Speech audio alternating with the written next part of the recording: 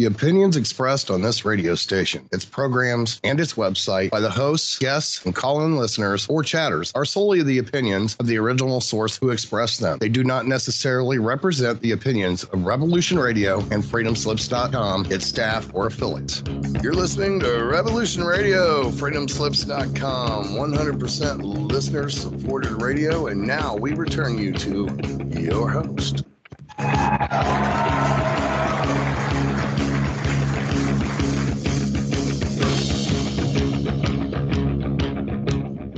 Welcome back, ladies and gentlemen, to another episode of Cosmic Catastrophe on Revolution.radio. I'm your host, Diamond, and my lovely co-host joining us tonight is Leah Shaper. Hello. I have my mic on. Excellent. Today's discussion is going to be multivariate, and we are going to focus in on some cosmic catastrophes, some new discoveries in science. But first, let's talk about the state of science. We often allude to it at the end of our podcast, how ridiculous it's become. There is a sense of scientism which is being portrayed by the mass media. And what I mean by that is recent wildfires in Canada and other places like Maui are being blamed on climate change with no evidence to support it. The most ridiculous thing is, if you look into it, specifically some of the Canadian wildfires, the most recent one where they had to evacuate Yellowknife, it was lit by 4 kids, and they just busted them yesterday. So, but the mass media does not provide retractions. They just provide headlines that this is climate change caused, and when it is, in fact, it is not. Yeah, and also, wasn't it also the Eastern Canadian fires? Didn't you notice that there were lightning strikes like the night before those started? Yeah, those were lightning strikes. Those were a few months ago, yeah. Yeah, and it's the same thing that happens here. You know, we've had a bunch of wildfires here recently, and they follow lightning strikes in the area, and you can map all of that, and that's totally normal and natural and has nothing to do with climate change. And it's not arsonists. Those weren't arsonists that were equally spaced in the woods that all lit a fire at the same time. Right. So like the last month, after we had that dry storm, we had like 3 fires the next day, remember? That's what I mean. Yeah, that's what I'm talking about. And it's the same, it's potentially the same thing with Maui. I don't know if the cause of the fire in Maui has been, definitively determined, but there are a lot of people that have noticed, and there's footage of this, of a power line under which you've got a bunch of dry vegetation that was never cleaned up. Well, lo and behold, you get a fire out of that. And it's a grass fire, which moves fast, and it's hot, and it's really dangerous. And infrastructure failure. They turned off the water. I mean, this could have been put out. Yeah, I just was learning earlier today that I don't remember the players, but there was a request for water to put out the fires. Oh yeah. And then they went back and forth all day long. They just delayed the permission to get the water until it was too late, which is like completely insane. Yeah, and the result is that there's almost 1,000 people missing, and they've looked through everything, which means that almost 1,000 people vaporized. There's just ash. They're never, ever going to find those people. No. Yeah. No. And no one is reporting on that. No. So the point is that science has pretty much gone haywire. It's now science fiction and propaganda. Well, and then you notice too also how often the mess, I don't know what to call it, the message, the narrative is that we decide what has happened and what the causes are by consensus. Yes. Which is utterly insane, right? Science is evidence-based. It has zero to do with consensus. The evidence does not care if you agree with it at all. And we're going to dive into 3 topics today. The Hopewell airburst that we've covered in previous shows. There's a new group of scientists that are poo-pooing that whole idea. So science is never settled. It's always changing. All the stories we're going to talk about in the cosmic catastrophe realm show that the science is not settled. It's continuously changing. More interesting when we get into it, it seems to be like a battle royale between the Comet research group and other scientists. Yeah, I've noticed that. And there's this like weird bias. I said this to you yesterday. There's a weird bias out there about accepting the idea that a impact of some kind could have happen and affect us on Earth. It's like, why would you fight that possibility? Like, what's your bias? It's so weird. Right. And the more we reveal the science, the more we understand that large objects hit Earth far more frequently than we're taught. And this is not a stable Earth. At any moment, it could be all over. Yeah. And I don't mean that we're all going to die. There has never been a situation where everyone dies. I mean the civilization, the level of living where we have electricity and stuff. If a large object hits the ocean and a tsunami washes all the way around, let's say the Atlantic or the Pacific, the destruction would bankrupt the Earth. The infrastructure would be destroyed. It would be unimaginable. Well, even if you just had a tsunami on the east coast of the United States, it would completely destroy the economy and of the entire globe. Yeah, Wall Street would wash away. Yeah, essentially. Yeah. All right, so we're going to talk about the Hopewell Comet airburst, which has a new paper out saying that it never happened. Yeah. We're going to discuss the 520-kilometer asteroid crater just discovered in Australia, which would make it the largest impact structure on Earth, eclipsing Chicxulub. I mean, this is a big one. Chicxulub. And finally, they're attacking the Younger Dryas event once again. This is the that whole Comet Research Group versus everyone else. The paper that was just came out this week has a new eruption date for the Laacher sea volcano, which we've discussed in previous shows, happened several hundred years before the impact event, which caused the Earth to rapidly change. We're talking about the Younger Dryas event at 12,800 years ago. And now they have a date for the Laacher Sea, 12,800 years. And they are alluding to, ridiculously, that this caused the Younger Dryas event. Yeah. I mean, granted, we've discussed many times on this show how volcanic eruptions can have an impact on global climate. However, one of the things that we've seen again and again is, like, despite how large it might be, none of these volcanoes seem to be able to have the kind of impact, like the shift in temperatures that we saw in the Younger Dryas. Would you agree with that? So 15 degrees for 1,100 years. That is not a volcano. Right. That is a complete reworking of the system. More importantly, if you know anything about volcanology or the history of Laacher Sea, it has always been cataloged at VEI 6, and Pinatubo in 91 was VEI 6. And I don't think we're in a Younger Dryas event right now. Do you? No, clearly not. So the proof is in the pudding, essentially. Yeah. I just, as an aside, I really wish that more often you would see graphs out there that show the shifts in temperature that happened during the Younger Dryas and the Bowling Alarad compared to what we see today, because it's freaking hilarious how incredibly minimal any warming is that is happening today. I hesitate to even call it warming if you look at the previous 12,000 years. Right. And every single reasonable scientist that would be questioned about that would say and agree that it is within natural climate variability. Yes, by a long shot. Which is not what happens during these major shifts like the Younger Dryas. That is not natural climate variability. No. That is abrupt climate change due to usually cosmic catastrophe. And guess what? It had nothing to do with human beings. Never, and it never will. So this is the BC. Can you see the page now? Yeah. These are British Columbia wildfires. Yesterday, they declared a provincial state of emergency.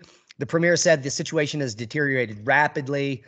Now, the good news is that a very rare tropical system, Hurricane Hillary, is now right offshore of Baja. It's about to hit Southern California.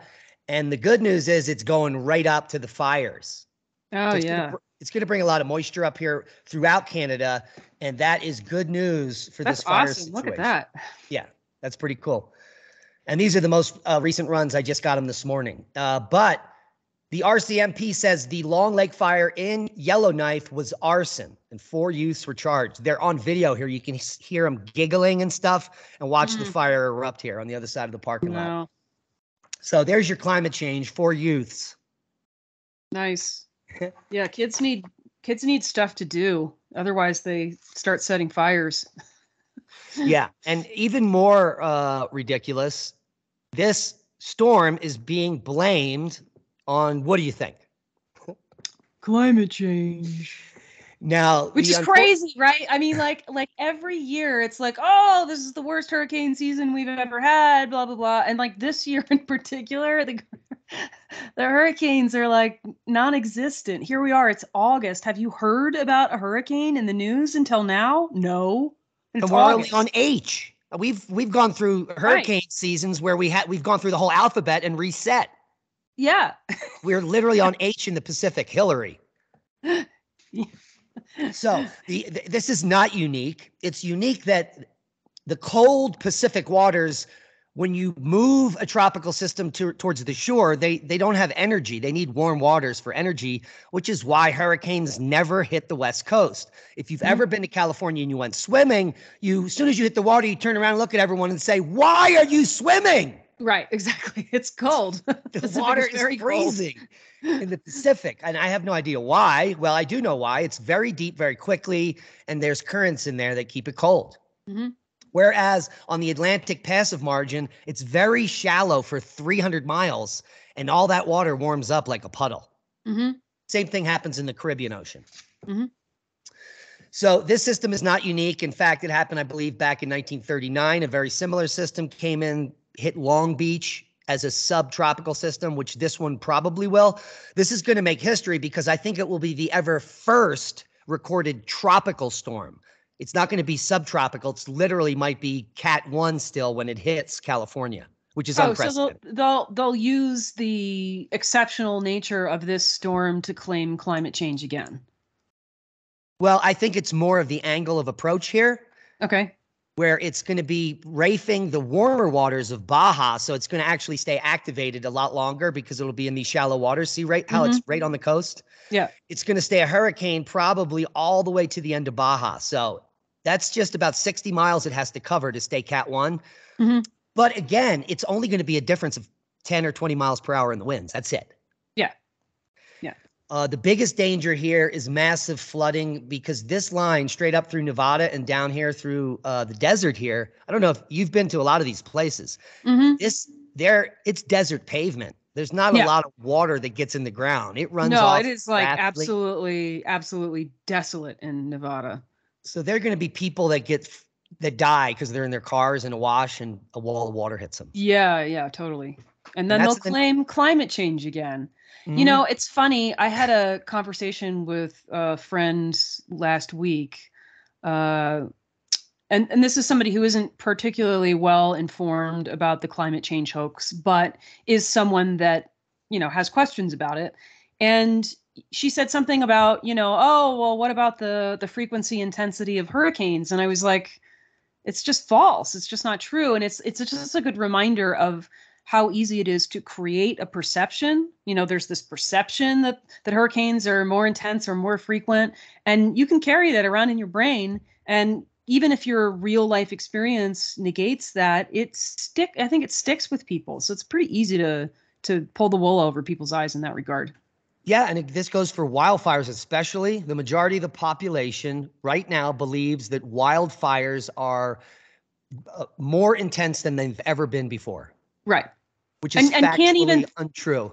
Can't even think about the fact that there may be other reasons for wildfires. I mean, we just talked about several of them, arson, lightning, and then there's also things like, okay, well, how much dry fuel is there in the underbrush? Is forest management being done? There's so many. There's no forest management in Canada. They're so liberal. Right. They're trying to save some spotted lanternfly or something. Well, also, I mean, to be fair, you have huge swaths of wild land, like way more than we have in the United States. So it is harder. It would be way harder to manage all of that. You probably can't do a whole lot about huge amounts of dry fuel in the underbrush. Yeah, and people think like all of Canada is burned now. When the reality is, for the stat for 2023, total land area burned is the lowest in 2 decades for this year, lowest ever worldwide, and it only accounts for 2.3% of forests. Wow. That's all that's burned, which is the average is 3.3%. So we're well below the average burn acreage for the world in 2023. Yeah. Yeah. I did see that. I did see that the other day. Yeah. Yeah, I think you posted that somewhere, didn't you? I tweeted it. Yeah. So this is a pretty interesting storm. It's really going to shut down a lot of these fires, bringing all this moisture up to Canada. And then there'll be no more news about smoke in the U.S., hopefully. No, it'll all be about hurricanes. Yep. Here's, yeah, did you hear about the hurricane that's forecast for September 8th? No. Yeah, a Cat 6, which doesn't even exist. There's a viral video of a woman said she heard on TikTok about this hurricane and everyone needs to prepare. Also, that's quite a while away for making predictions about hurricanes, isn't it? Yeah. I mean, that's like 3 weeks away. It came out a week ago. That's the state of the world, man. People will believe anything. Well, you know what? That's where the news is. It's TikTok. I saw it on the internet. So here's the paper, Cosmic Catastrophe Debunked. That's a pretty bold title. Archaeologists refute the claims that a comet destroyed the Hopewell culture. Now, there's the nice picture. Now, this is not the type of comet we're talking about here. This might be a ridiculous depiction. What you and I learned by researching this topic is that there was a comet that entered our atmosphere, probably broke up in this region, like we see many comets like Chelyabinsk, which they call an asteroid. It's actually an electric asteroid is a comet if it's discharging. And that somewhere above the surface, it would have broken apart into several chunks and then discharge maybe 1 to 5 kilometers above the surface. So that's the whole idea. And this was a cutting edge paper. Here is the article that came out February 2022. Comet's devastating explosion over North America 1,500 years ago caused extensive destruction. The new team claims none of this happened. Yeah. Zero. That this paper is completely fraudulent. Then they made up the data. And I did not actually get a chance to look at the actual paper, but one of the things that I find funny about the article that describes the paper is that they'll say, well, you know, the original comet hypothesis claimed this, and we found that that's not true, but then they don't explain it at all. That like they even say that there's no evidence of burning anywhere on the surface. But they don't explain why they have evidence that's the case. Yeah, we're looking at the paper here, refuting the sensational claim of a Hopewell-ending cosmic airburst published the 9th of August, 10 days ago. And it's very terse. It's just 3 or 4 pages. Huh. And they're basing the broad-based analysis that this never happened because of the chronology in the archaeology. So what they find is that there were still people here after the so-called airburst event. Well, the only thing that changed is that the people stopped trading exotic materials from far away, like from the ocean or the shells or something like that. And they stopped building monumental earthworks. Yeah. So that's something huge happened. Right. So this is what's funny, right? I love this paragraph. Many features of the Hopewell culture, including the construction of monumental earthworks and the accumulation of unusual raw materials obtained from places as distant as the Gulf Coast and the Rocky Mountains, did cease by around 400 CE. But there was no decline in local populations, so these cultural shifts simply reflect changes in the social and religious fabric of these indigenous societies that for a time had knitted them together. Okay, it was just a cultural change. Well, why was there a cultural change? Why would that happen for no reason? That doesn't make any sense at all. Zero.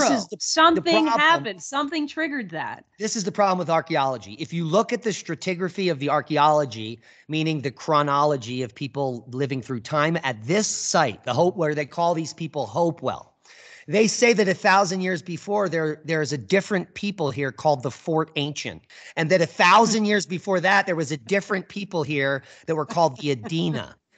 And yet in this paper they say that no one ever left. It's continuous. Yet the archaeologists call them different people when they're all the same people that live in Ohio. Mm-hmm. It's very weird. Yeah.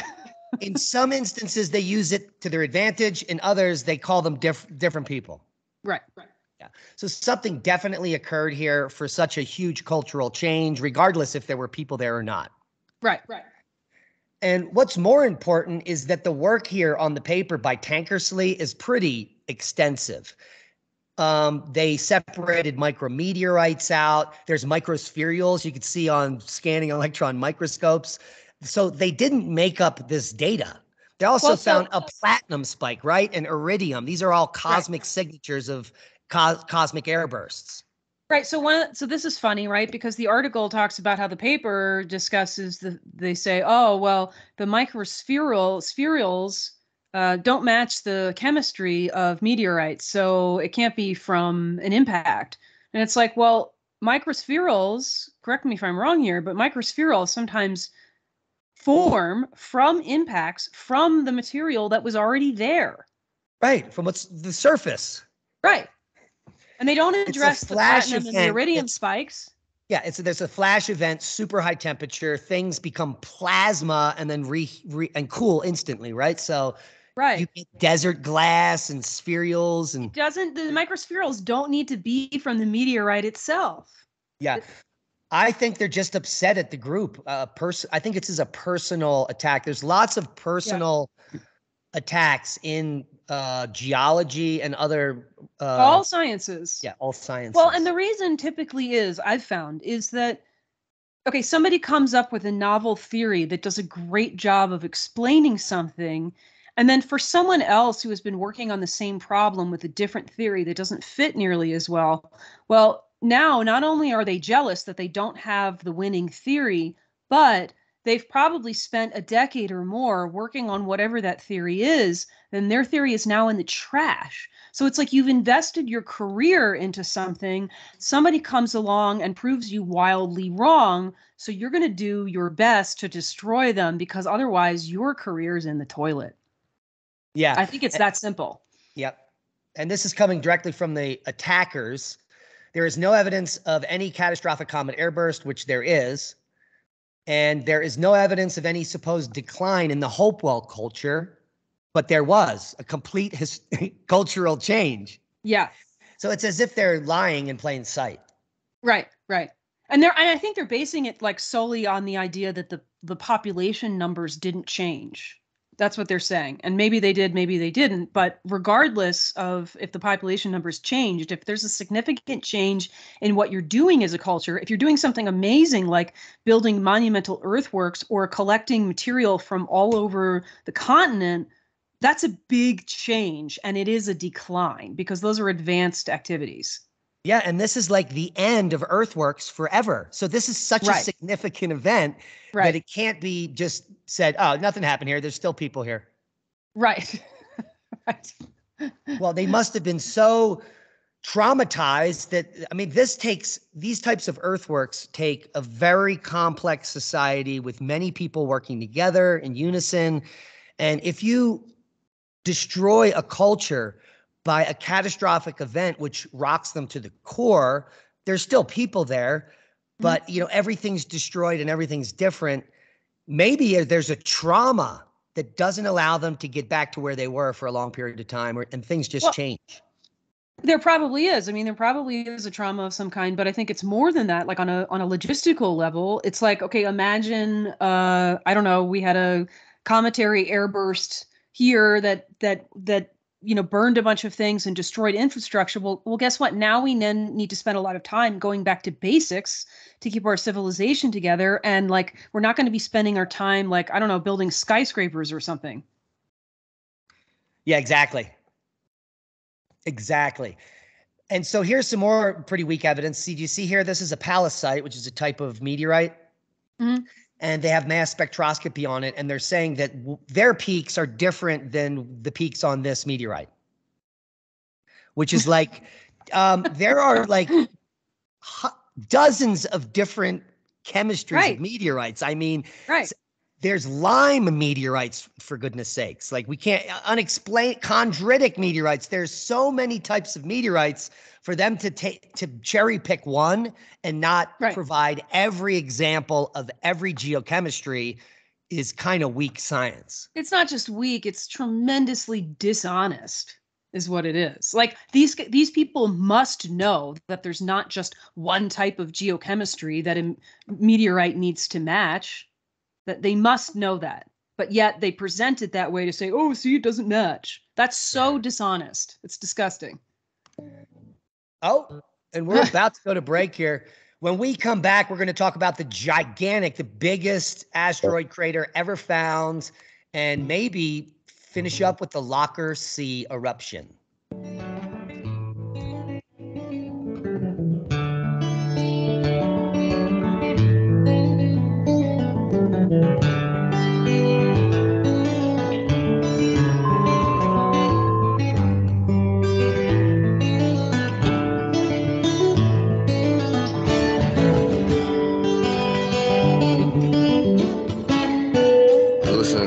Radio at freedomslips.com, and we'll be right back after this message.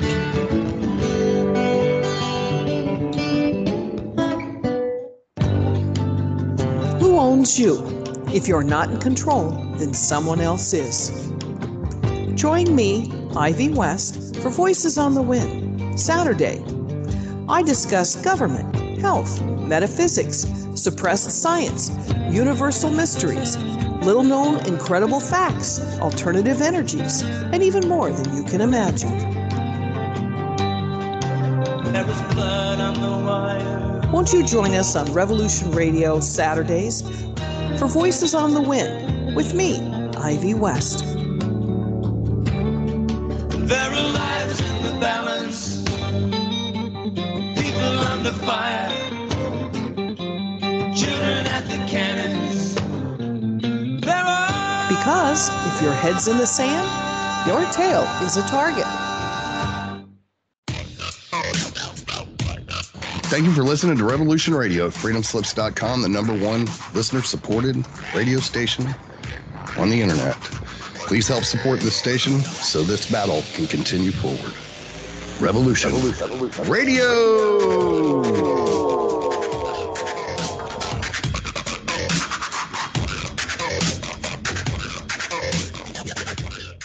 The Secret Kindergarten is here for the young children of the world. The best program on the radio for kids, dealing with the most important topics in the whole universe. Fairy tales, music and movement, numbers, plants, animals, fun, colors, insects.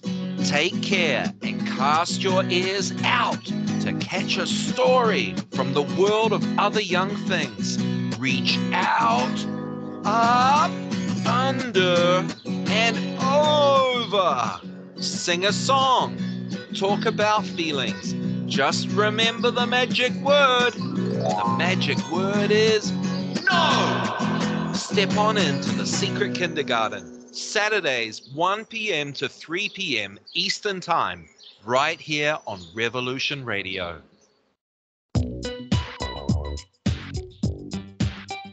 Join me on the Brian Ruhe Show on Revolution Radio, Eastern Standard Time, every Tuesday night from 6 to 8. We talk about the four most vital things, in my view, affecting all of humanity. Number one is UFOs and aliens and their agenda for the advancement of humanity. Number two is the Jewish establishment's control over all aspects of human civilization. Number three, the truth about Adolf Hitler, how he was the opposite of what we've been told. Number four is advanced ancient global civilizations. Join me on the Brian Ruhe Show, Tuesday nights from 6 to 8 on Studio B on Revolution Radio.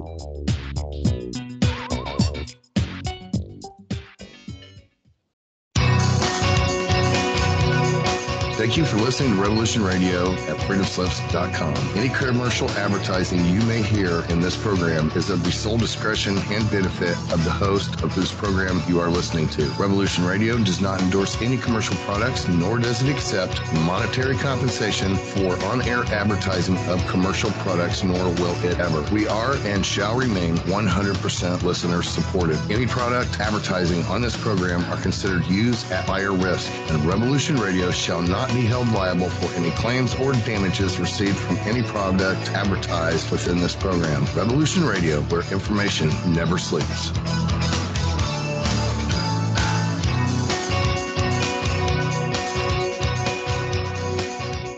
The opinions expressed on this radio station, its programs, and its website by the hosts, guests, and call-in listeners or chatters are solely the opinions of the original source who expressed them. They do not necessarily represent the opinions of Revolution Radio and freedomslips.com, its staff, or affiliates.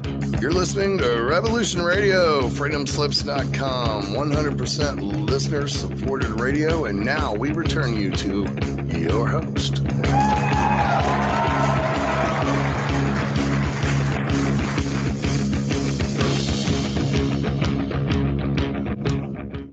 And we're back. We're back. For the second half of Cosmic Catastrophe, we're going to be talking about a new gigantic crater discovered in Australia and get to the new dating of Laacher C. And maybe there are some scientists out there that are slightly butthurt that they are not part of the Comet research group. What do you think? I think that's likely possible, and it's just too bad. Like, you've got to shift with the evidence, not fight it because it affects your career. Yeah. And there is no way a VEI-6 volcano could have caused the Younger Dryas event. 0% No, I completely agree.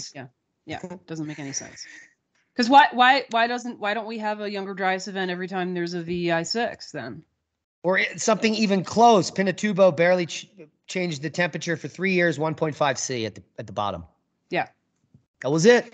Yeah. And it's mostly localized with VEI-6. You'd need a VEI-7 or 8 eruption to darken the skies for a year or more. Mm-hmm. But it will only last a few years, similar to the Dark Age we've talked about, like Ilopango and some VEI-7s that darkened the sky for years and made it very difficult to live. Yeah, I mean, it's not to say that it doesn't have a strong impact. It's just not anything remotely close to what happened in the Younger Dryas. Right. 65% of megafauna dead in North America, and on and on. The Carolina Bays, millions of impact crater structures that no one can explain, except they're explained quite well by several people. Yeah. And if you just look at a graph of the temperatures, right, you have like this whole period where we're like down here, and then the Bowling Alarod and the Younger Dryas happens, and then we're up here, and it's like it's completely different. It's a totally different world. Yeah, it's a massive shift. Exactly. And the next massive shift is happening now. But the good news is humans only live 80 years, and that's not much of the massive shift. So no, it's just a fraction, teeny tiny fraction. Another thing I want to point out is that we're having a big event coming up here in 4 weeks at Crestone. This will be about the 5th time we're at the Crestone Energy Fair. Leah and I are both speaking. I'll speak on Saturday. The two of us are going to speak on Sunday about reclaiming your sovereignty. And then I'm going to do a little workshop on Johnson Su bioreactors and how they can benefit your permaculture. Mm-hmm. Also, there'll be a guest appearance by Alien Allen at the event, who's going to be helping us out. So if we recommend you all go to the Crestone Energy Fair, 34th annual. It's a free event, and it's awesome. Did you say September 16th and 17th? You just did. I did, and it's in town. Go to CrestoneEnergyFair.org and find everything out you need to know. You can volunteer. You can get free food. You can do it all on the fly. Pretty cheap. Yeah. Yeah. All right, let's get on back with the show, and let's talk about some more cosmic catastrophe science. There we are, asteroid crater, 520 kilometers in diameter, buried deep in the southeast Australia, according to scientists.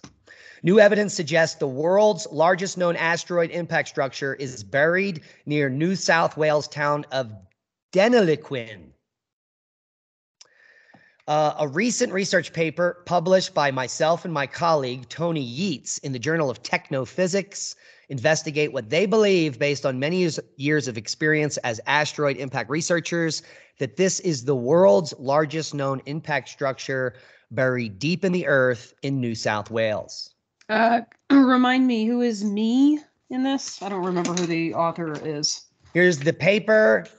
It's A.Y. Glickson and A.N. Yeats. Okay. Glickson and Yeats. Now, according to Glickson and Yeats, this impact structure could explain a mass extinction in the past. We've got, if we look at long-term geologic timescales, we've got these time periods that we call, that break up into about 100 million years or less. You're familiar with the names, the Cambrian, We've got the Ordovician, the Silurian, and the Devonian, and so on. Now, what happened back in the Ordovician and the Silurian, or even the end of the Cambrian, this impact structure is falling into that time frame. And what happens between these time frames in geologic time is you get a complete reworking of the biome. And on the other side of this boundary, there's a whole new ecosystem. Like the end of the Silurian and the beginning of the Devonian, that is called the beginning of the age of fishes. So in the Silurian, no fish. In the Devonian, all fish all of a sudden. So there has to be major reworkings of the entire planetary systems on these boundaries. And a good way to explain that is a giant impact like the one that extinct the dinosaurs, Chicxulub. Right? Yeah, I was just thinking I was getting this image of like some like a god running an experiment, right? And it's like you've got this globe and you're like, "Oh, let's try all of these organisms." And then you throw a giant softball at it because you're like bored with that experiment and the whole biome changes and now you have something completely different to work with. Yeah, you're like, it's been 100 million years. I'm bored with the Cambrians. Right. I'm bored with I need some lizards or something. Let's hit it with a rock. Then the lizards get out of control for lizards, man. We're here for a while. And they're still here. Well, I mean, dinosaurs, the big ones, were around for like 180 million years. People can't even fathom that. Humans have been around like us for like a million. Yeah. A million years. And dinosaurs were here for 180 million years. Do you think that they were super intelligent at the end? I mean, they had big brains, some of them. Well, we do kind of still have dinosaurs, like chickens are essentially descendants of dinosaurs, and they are rather dinosaur-like, and they're not stupid. I know, and can you imagine? In 180 million years, the chickens might take over the world. All right, so it is not unique that there is an impact structure on Australia. In fact, most of Australia is just a burnt hellhole for the most part. It's only on the edges people live, and mostly it's like the center of Africa. It's just a hot desert nightmare. And so here's the Archean impact ejecta. What they're finding is ejecta from this too. So not only do they have a structure here where you can see these radial formations similar to an impact structure that's gigantic. Look at the scale here, 100 kilometers. So this is like 500 kilometers across. It's absolutely enormous. And this isn't the impact. This is the core, because it's so old that there would be miles of Earth now missing from the top of this that have eroded for hundreds of millions of years. Yeah. So all we're looking at is the central core of the impact. So the actual crater could have been 2,000 kilometers wide or wider. Yeah, and the other thing I found interesting about this, there's a lot of discussion in the article that talks about the paper about the central dome inside the crater, right, which is pretty typical of an impact. Yeah, that you get this uplift in the center, and then the top of the dome is also has a dip in it, and that's like 10 kilometers deep. Like that's huge. that gives you that gave me a really good sense of the size of this thing, because that alone is pretty big. How many miles is 10 kilometers? I don't know. I'm really bad at the distance conversions, but I can certainly look it up. I'm doing it right now. Okay. I just Googled it. 6.2 miles deep. Yeah. Yeah. I knew it was 6.2 miles. Crater, which is an ancient weathered crater. So it was deeper. Right. That's the other thing. It's already eroded. So like that's probably wild. 12 miles deep or more. Yeah. Think of that. Yeah. That's huge. That's a Grand Canyon. It literally would have wrung the earth. Yeah. Yeah. So they're dating it here. Limits on the age of the Delaquin feature are defined by the onset of the Adelaide Fold Belt in 514 plus or minus 5 million years. And the 227 to 417 million age of intrusive Silurian granites. Okay, so what they're saying is that Silurian granites have infiltrated this structure, so it's got to be older than 427, using the law of superposition. Yeah. And the fold belt came on at 514, so it was also already there and got folded. What is the fold belt? when they're looking at the whole structure, there was something that happened that squished the plate, which folded the structure in an area. So it means the structure had to be there first. Yeah.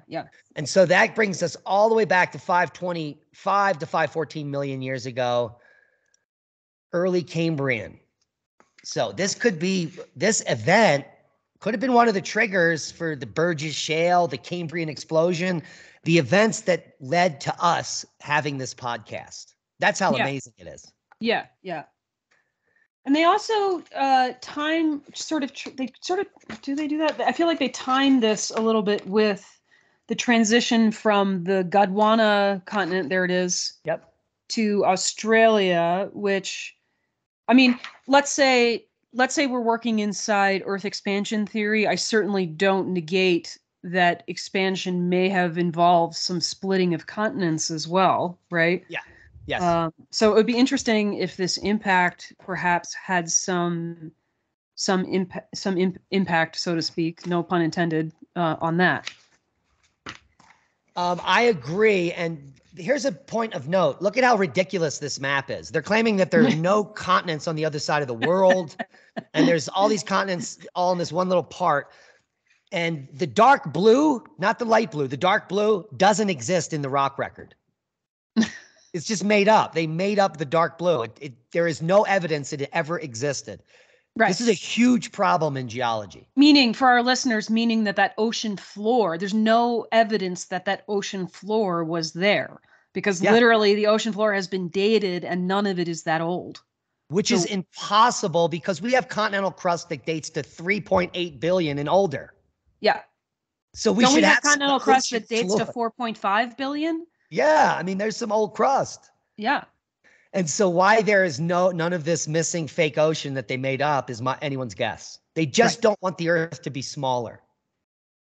That's it. Well, I mean, granted, I mean, at first glance, expansion theory seems kind of wild and crazy. And I think it's really hard for a lot of people to even consider that. But as we've gone over in several episodes, if you look at the evidence, it's really hard to turn the idea down because there's no other way to explain. Especially there's no other way to explain why the ocean floor is as young as it is. And the typical explanation is that it's all of the old ocean floor has been subducted. But as we've shown, again, there's also no evidence that there's that much subduction going on. Exactly. And even NASA admits that the Earth is growing at a rate of 0.4 millimeters per year or something. Well, and then you throw in there too, like if you look at the Pacific Ocean, the size of it is actually still expanding. So in order for there to be enough subduction to account for all of the expansion on ridges that has occurred, you would have to be subducting even more than we're not.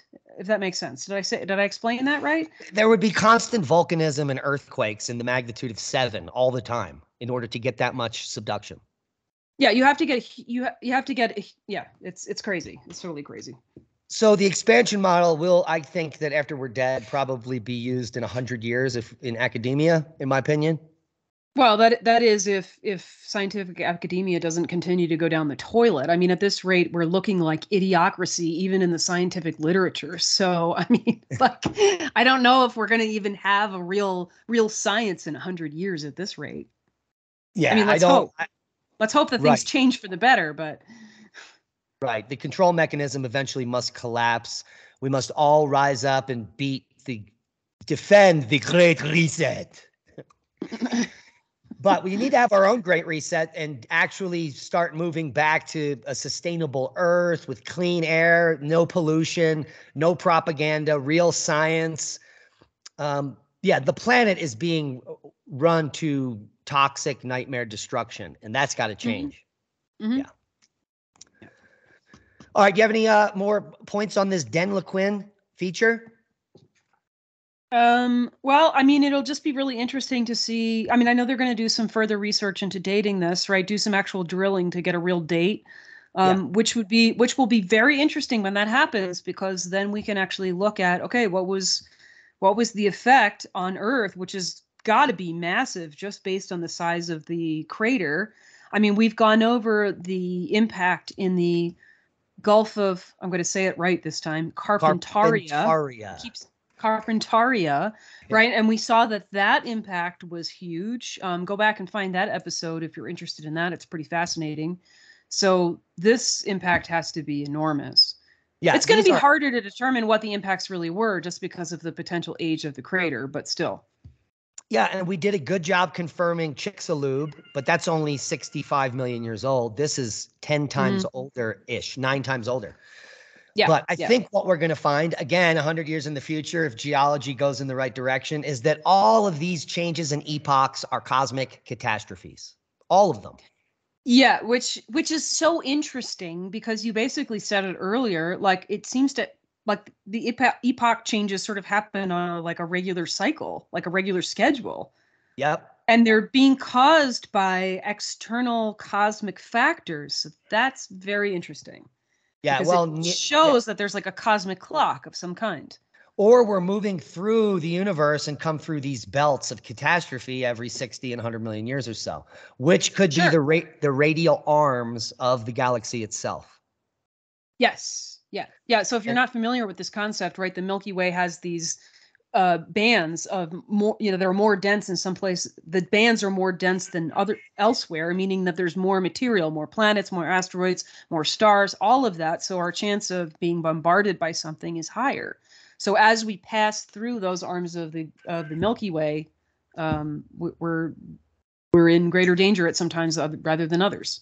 Right, and it's a new epoch, and the new epoch is forced. These must be massive bombardment events, because it's all coming together for me that it seems like the epoch changes in the geologic record are bombardment events, and the material that we're bombarded with is different in each spiral arm, which is why we get new creatures.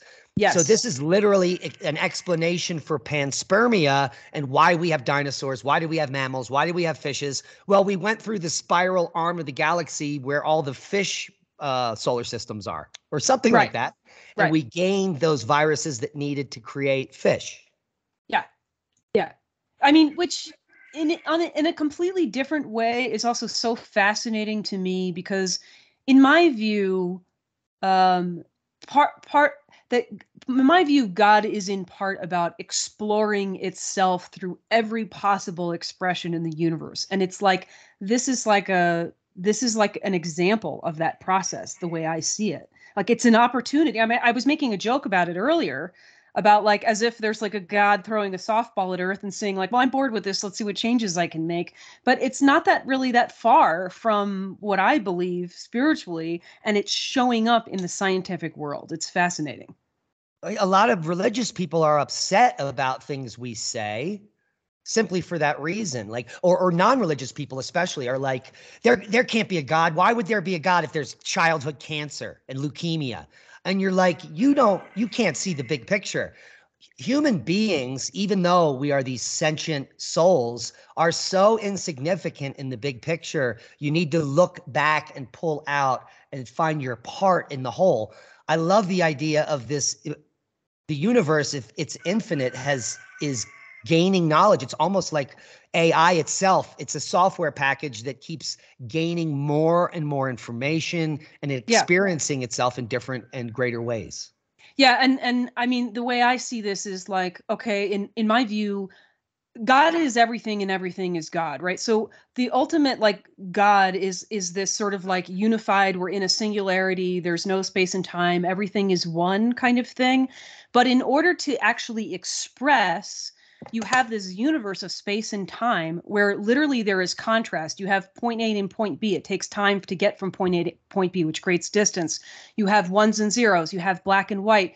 All of that contrast is what allows the infinite expression of God, all of the different infinite ways that you can possibly express the existence of God. And that is what happens in space-time. So it's like, to me, like that's exactly it's an exercise in that here. It's not an agent outside of us that is causing all of this. It's like you said, it's like God is learning itself. And we are God. One tentacle. Yeah. So, and life, if you get leukemia as a child, that's your purpose. It's the whole point. People don't understand tragedy is part of experience. Yeah, I'm sorry. That was the larger point I was getting to, is that in order to have like that infinite expression, you need to have black and white, good and bad, because you cannot explore all of existence, all of God without that, because that's part of the picture. Yeah. And that's how we learn. Yes. And I think we're all being recycled again and again and again, infinite times. This isn't your only shot. Come on. You can feel it inside. You've done this before. I know you feel it. Right. I did all this before. How else would I know what I'm doing? But you picked this life in order to experience whatever you're experiencing, because you had something to learn from that. Like your soul decided to learn these things. And so you chose this life. Yeah. And never live in the past. Never live in the future. Live in the moment, because that's the only moment you have. Yeah. Well, I definitely took that off into another course. Yeah, we'll probably need a whole nother podcast on Laacher C, but it's not that big of a breakthrough.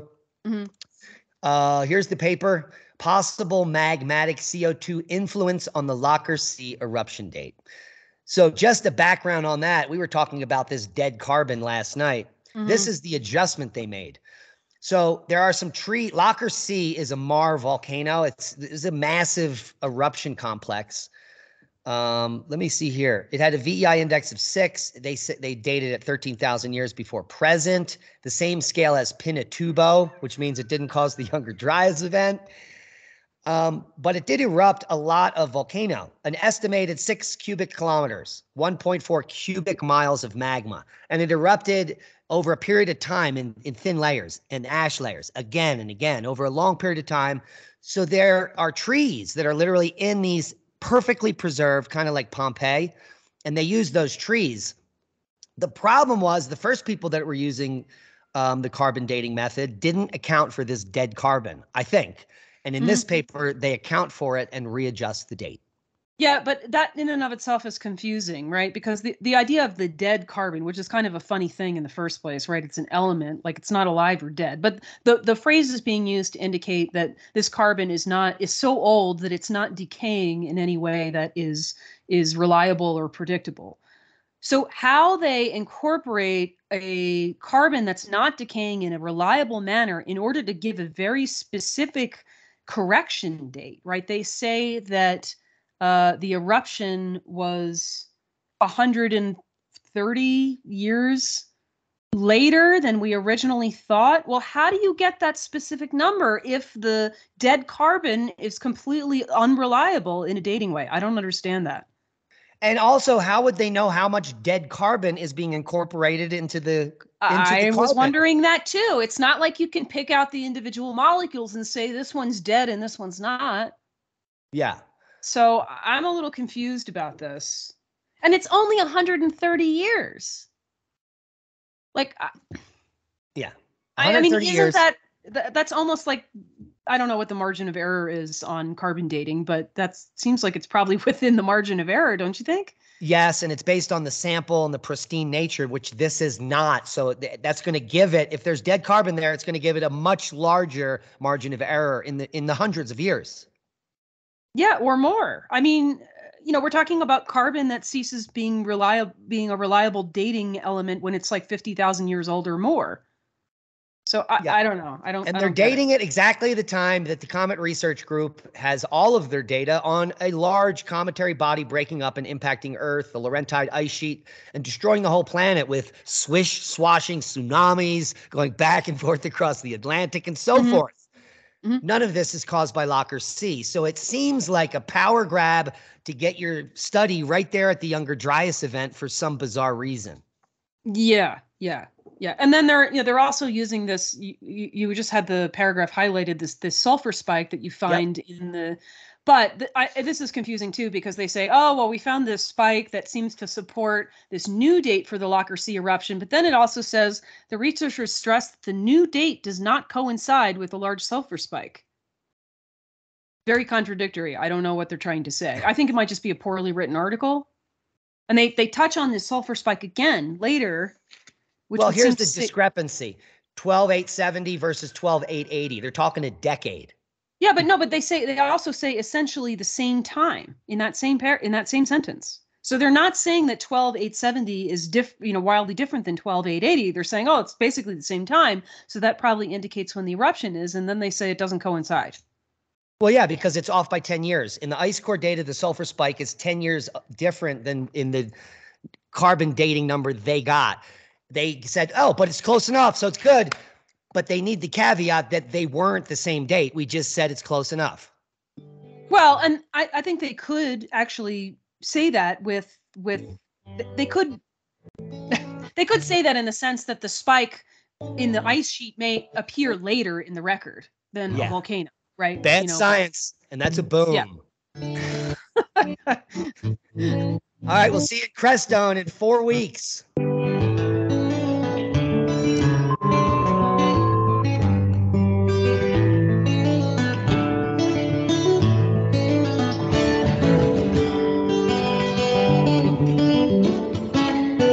Listen to Revolution Radio at freedomslips.com. We'll be right back after this message.